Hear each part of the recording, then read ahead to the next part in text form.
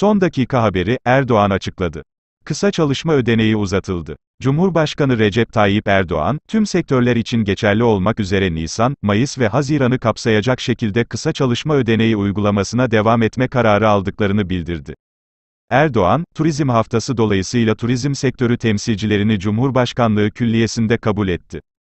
Toplantıya ilişkin değerlendirmelerde bulunan Erdoğan, Milletin Evi'nde turizm sektörünün temsilcileriyle verimli bir istişare toplantısı gerçekleştirdiklerini belirtti. Toplantıda, turizm sektörünün sorunlarını, beklentilerini gözden geçirdiklerini, sektörel kazanımları nasıl daha ileri götürebileceklerini ele aldıklarını aktaran Erdoğan, şunları kaydetti.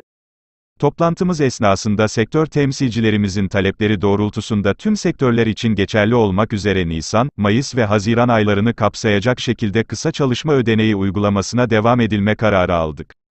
Ayrıca turizm sektöründe Mayıs sonu sona eren KDV indirimlerinin Haziran sonuna kadar devam etmesinin de yararlı olacağını değerlendirdik ve bu konuda karar aldık.